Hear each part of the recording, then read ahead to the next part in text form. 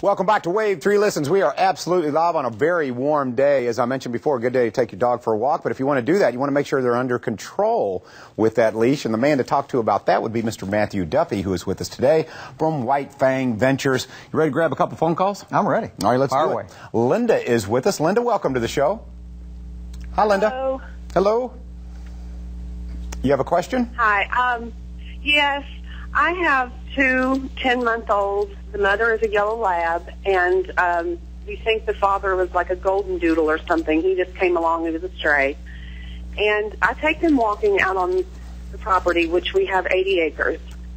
And they are real. I've never had them on a leash, and they're real unruly as far as wanting to jump and play and bite each other and pull and knock each other down. And I can say their name, clap my hands, scream, and they won't stop. And I don't know how to kind of separate that and make them behave and act a little bit better.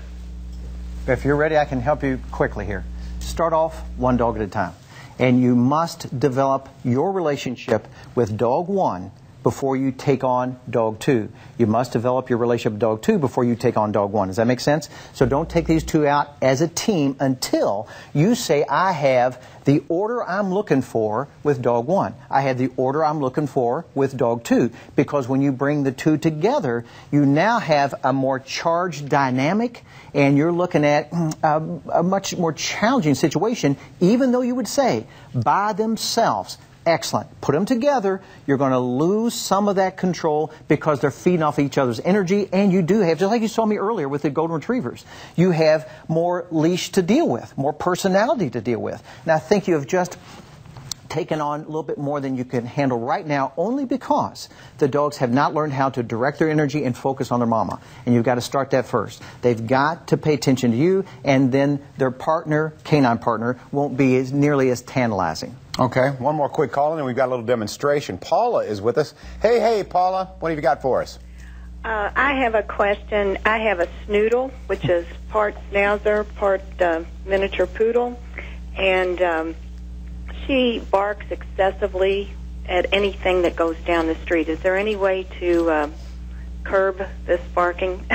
That can be a challenge, especially when you're talking about the schnauzer influence, a very keyed up, intense fella. You would say a tenacious personality in a very positive way. Now, is he barking at things going down the street when he's outside in the yard, or when he's in the house, or when he's on leash walking down the street with you? She only barks when she's inside the house. Mm-hmm. Okay, I would tell you a couple things you can try right away. First, why don't you utilize the leash more with her while she's in the house? When she makes her way to the picture window to bark at somebody going down the sidewalk, redirect her focus with a leash. Give her a bone or a ball to play with, a bone to chew on. When she gives you attention in any way, give her a little reward. So use the leash to direct her attention a little bit. Don't give her the free rein to tell you this is how she's going to behave during the day. All right, if you just joined us, Matthew Duffy is with us. White Fang Ventures, he is an expert when it comes to obedience training of dogs and much more than that. But, Matthew, we've got a little demonstration here. You want to show us what we're going to do here?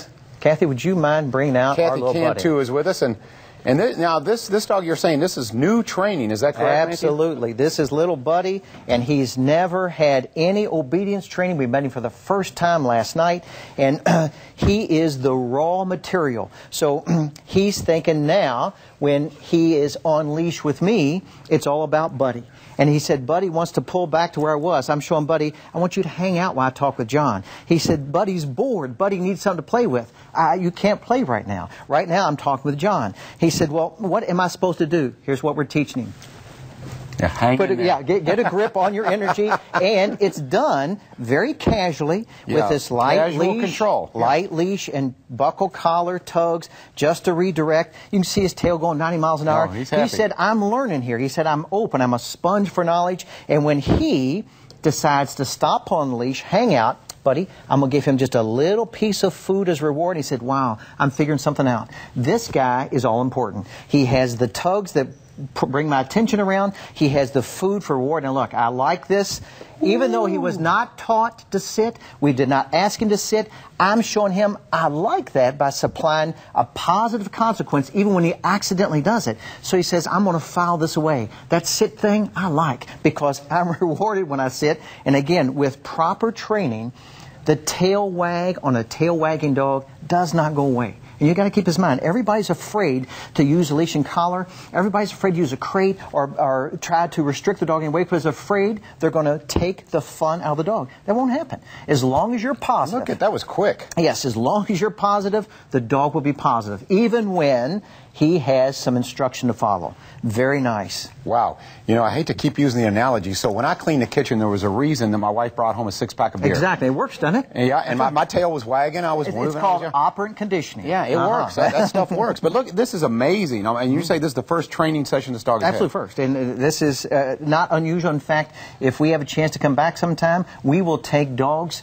here that we have never seen brought on, and we'll do this right in front of everybody for the owners. Yeah, he's letting you letting us chat a little bit. And remember too, I am not using this food for bait. I don't want him to become food dependent. So when I'm talking to you, insist on this loose leash, he has to entertain himself. He has to control himself without the presence of the swinging carrot or the reward. And when he makes real effort, now I'm going to give him another little bite here because he is working so hard. And we're talking about just a little pea-sized bit of soft, nutritious, delicious food. And that's what he's getting. Now, wow, I like this too. Wow, that is absolutely amazing.